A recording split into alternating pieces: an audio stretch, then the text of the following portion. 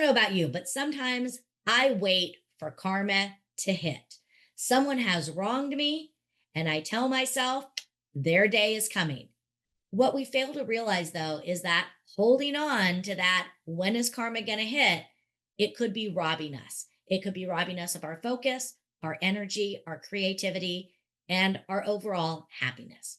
That is what we're talking about today. We're talking about the power of forgiveness, not just in our personal lives, but in our professional lives as leaders.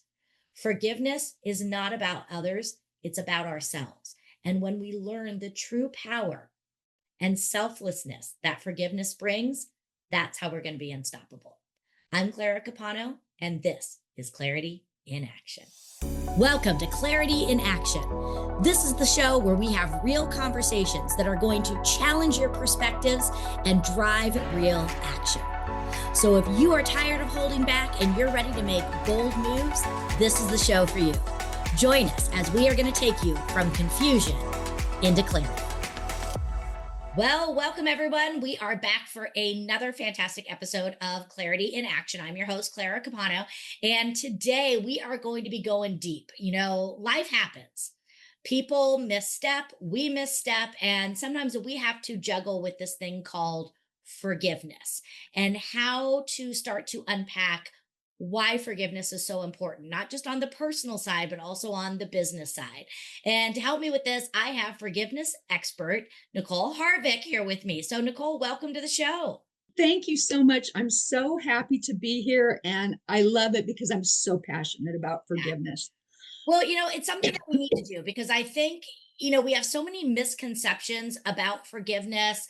We are taught, you know, myths about forgiveness. So understanding how it can hold us back. And before we go into some of the science and some of the strategies behind forgiveness, I would love to just ask, what was your moment of clarity when you learned forgiveness is the key? Well, I'll tell you, and clarity is because it happened during a very ugly divorce starting in about 2013. And what I did, and this will be very brief, but I went out and learned so many healing modalities because I was trying to heal myself. It was a divorce, there was cheating, there was children involved, and it was very devastating. And I thought, okay, I've got to get over this. I went to counselors. I went to groups, and all we were doing is rehashing. And even the modalities that I learned, yes, they helped somewhat, but I was still losing my hair and I was scratching my skin until it was bleeding. I was completely on autopilot, taking my kids to their drum lessons, their school, their dance. And then all of a sudden I started doing some reading, and I stumbled onto something called Ho'oponopono. It's an ancient Hawaiian forgiveness practice. Yeah. And it was actually a gift to me from the islands on one of the trips I went. And I thought, this is 4 phrases. This is free. How is this going to work? I've spent thousands of dollars trying to help myself. But forgiveness was the lost component. And once I started repeating those phrases over and over again, early in the morning, late at night, right when your subconscious can pick it up, everything melted away. The anger, the animosity, and I call it alchemy because it changed those negative emotions into positive ones. And I've heard that phrase and those 4 phrases a few times. Just briefly, what are those 4 phrases that you repeat over with that concept? I love you. I'm sorry. Please forgive me. And thank you. And they're directed at you. Yeah. Amazing. Amazing. So let's start unpacking forgiveness. And let's start with, again, some of the myths about forgiveness. I think a lot of times the reason that people struggle in forgiving is they have this thought that forgiveness is the same thing as forgetting or excusing. And that if I forgive someone, I'm sort of just saying, oh, it's cool. It's okay. What you did to me, it's no big deal. Tell us a little bit about the truth of forgiveness and how it may not mean forgive or forgetting or excusing behavior. Well, and I love that you're bringing that up because if someone is resisting forgiveness, that is really their first thought. Is it, for instance, with my husband cheating? I thought I was condoning his actions. I thought, okay, I'm letting him off the hook. He doesn't deserve forgiveness. He knowingly did this. And when I started learning about and really doing my deep dive into forgiveness and understanding that it's not for him, it's not for him, it was just 100% for me. Because when I'm not forgiving someone, guess who I'm carrying with me all the time? That same person that hurt me. They're still inside of me. They're still creating chaos inside of me because of what they did. And I now tell people that forgiveness is actually quite selfish because it's only for you. It is something you do for yourself to release the pain and agony of someone that didn't care that they hurt you. Yeah. Why would you want to carry that around? Mm-hmm. It's heavy. Release it, let it go, and forgive. Exactly. And I think it ties also back to this idea of boundaries. Now, as a leadership consultant, one of the things that I do is I help people really, again, protect their time, think at a high level, be the CEO of their own day, which means that they have to have boundaries. I think, again, it's a myth of if I am constantly forgiving people, I'm again excusing it, and therefore I have no boundaries. How does forgiveness and the ability to still have boundaries coexist? I think that one of the most important things everyone needs to remember is the old saying, forgive and forget. No, that is absolutely not correct, because if we forget, we lose the lesson. So we forgive, release it, and let it go. And that's wonderful, but we don't forget, because forgetting is part of the whole process of remembrance and understanding that we do have boundaries. We do get to remember this. And when we recognize something that's going on, we take care of it before it ever gets to a point where we have to forgive. We stand our ground, we speak our truth, we look someone in the eye, because we remembered what happened the last time. And therefore, we're doing it out of love for ourselves, but we're absolutely standing our ground. Yeah. I really like that. I had not thought of that before, that we don't want to forget because then we forget the lesson. And the whole thing is there's no mistakes as long as we are learning. So we have to remember, because when we forgive, we let go so we can move forward, but we keep the lessons so we can also get stronger and smarter. So, absolutely. And we don't remember with anger. We don't remember with hate. We don't remember with animosity. We just remember because we love ourselves enough to say, okay, I remember this, and this is not going to happen again. Yeah.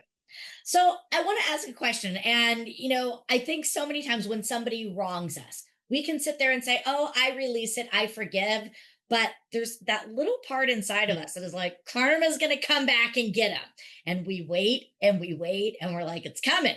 Well, what if the karma never comes? What, I think that can sometimes eat us up when we'll do it and we think it's good, but then we're kind of waiting for them to get theirs. And karma is a real thing, absolutely, but everything's on a timeline.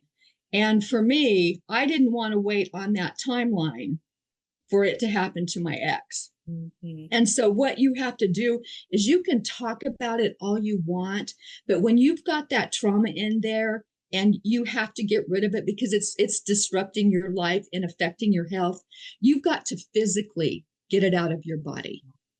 Karma's great, it's going to happen, but you cannot wait, because you will get physically sick. Some of these emotions that are lodged in your body, and I saw it happen with my mother.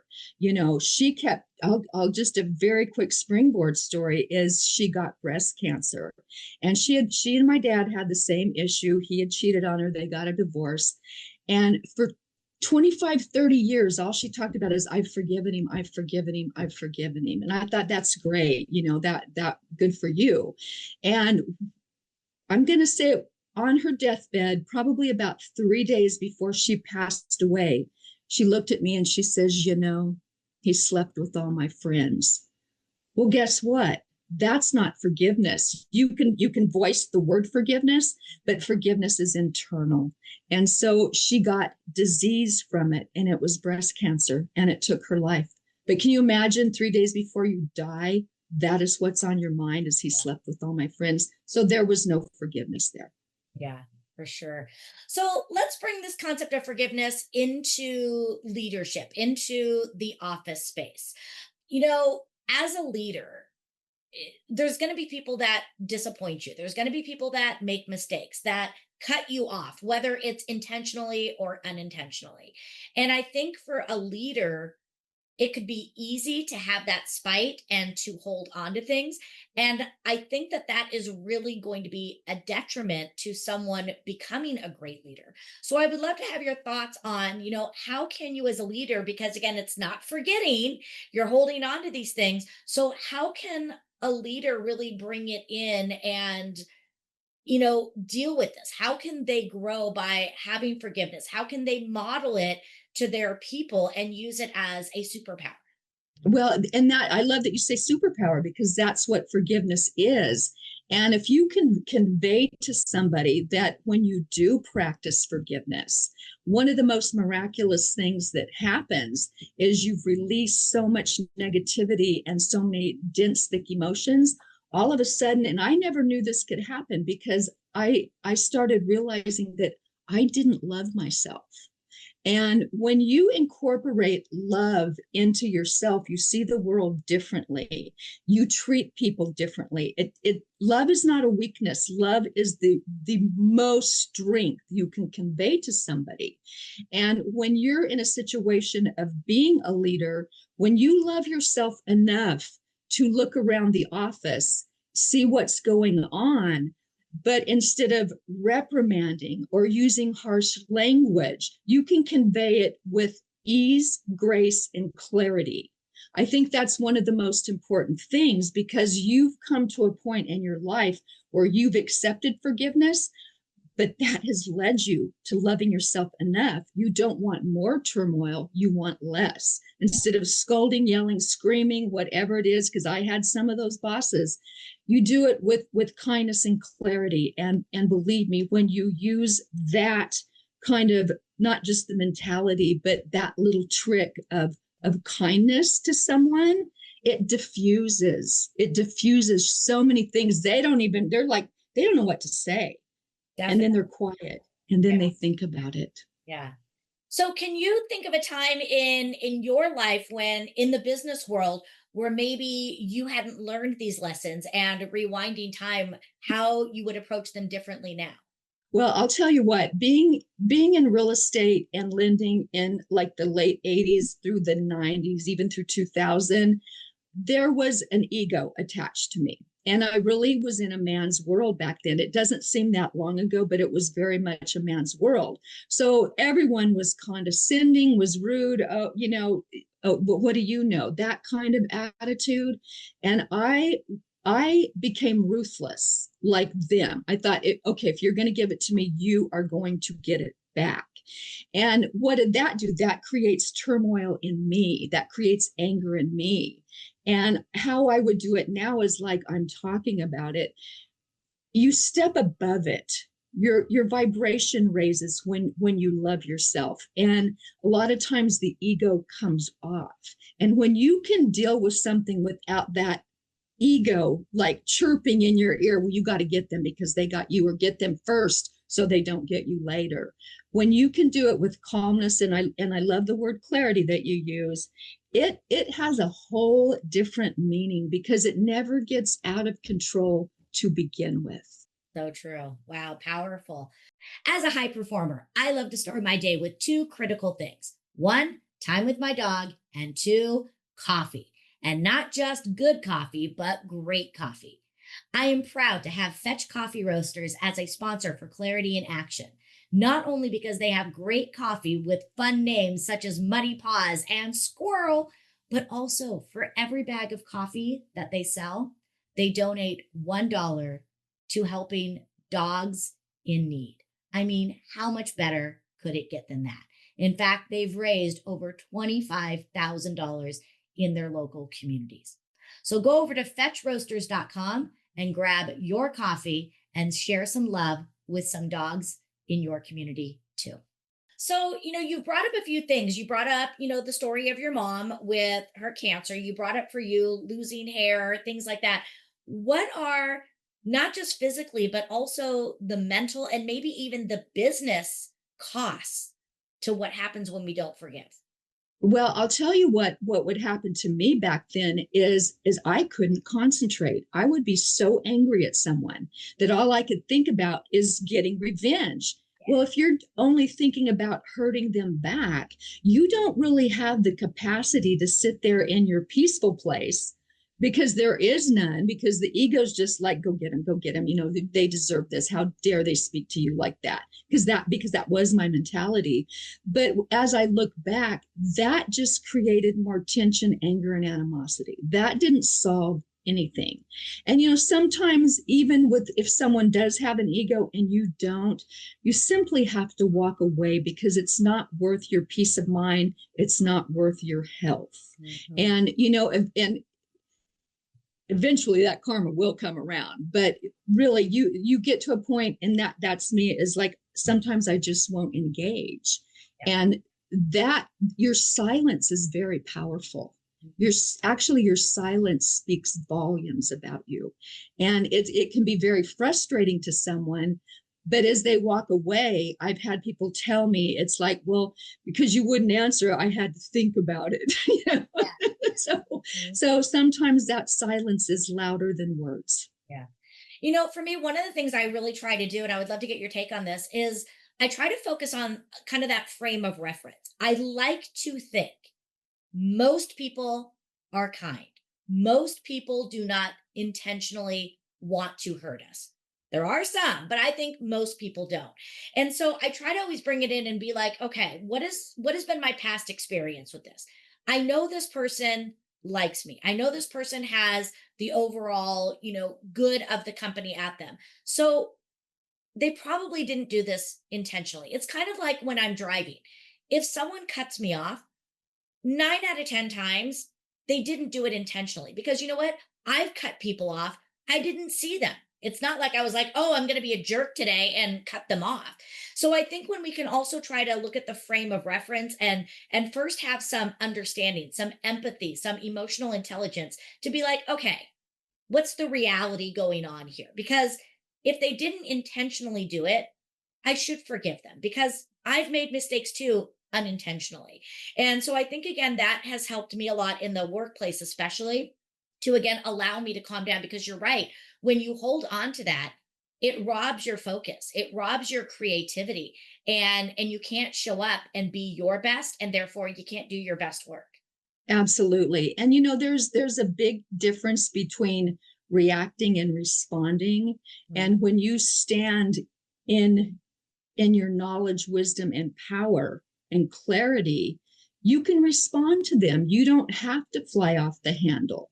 You don't want to anymore, because you understand that by doing that, you're disrupting your peace. Mm. And one of the things is, I tell people, is I will not let someone disrupt my peace. I will not let them into my energy field. And so I listen very, very carefully at what they're saying. And you know what? I'll tell you, vulnerability and an apology are superpowers. Yep. They are superpowers. And so I listen with vulnerability. Did I hurt this person? Do they deserve, do they need an apology? Because maybe I did do something without, like, the clarity and knowledge of what I was doing. And I will be the first to apologize now if I feel like it's really deserved. I'll just say, I'm so sorry. It's on me.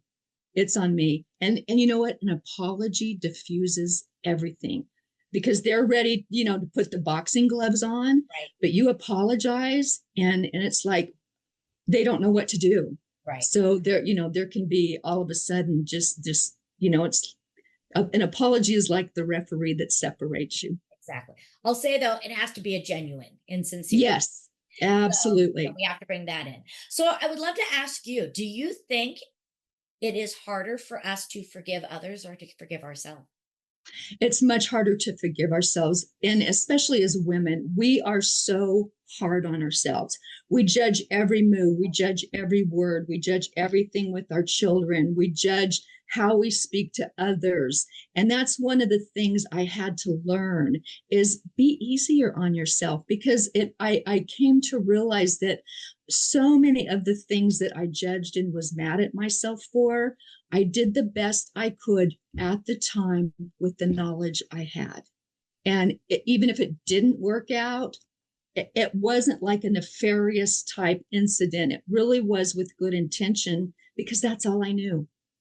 Would I do it different now? Absolutely. But I started thinking, well, if you truly did your best, why are you being so hard on yourself? And again, learn from it. Learn from it, remember it, and do it different next time. Yeah, so true. We've got to be kinder to ourselves. So good. Yeah. Well, let me ask you this. If there is someone out there listening or watching this right now, and they're like, okay, I get this, but again, it's hard. We can sit there and, like you said, we could say the words, but to do it internally is very different. So where's a Mm-hmm. great spot for someone to begin? Well, one of the things I started with is I started with meditation. And that's a calming tool, hand on your heart, hand on your stomach. And you think it's hard because you hear this chatter all the time. And that was really hard for me. I would always go back to my breath. And then I started listening. There's so many on YouTube, these guided meditations. And that would really calm me down enough to where I had a different vision of things. But what I will tell you, and this is what I've found with forgiveness for many, many people that have trauma lodged in them, is that you can talk about it all you want, but deep trauma needs to be physically released. It sure does. Definitely. Well, this has been great because I think so many of us do struggle with this. And it is something that if you don't get a handle on it, your growth, both personally and professionally, your ability to lead yourself, to lead others, it's not going to go forward. So, learning the importance and the power of forgiveness is really going to be a strength. So, I would love to ask, because I know you're working on some really exciting things. What is coming up next for Nicole? The very next thing I have that I'm very excited about is I'm doing a retreat in the San Diego area. And I'm from South Carolina, originally a California girl, so I love going back there.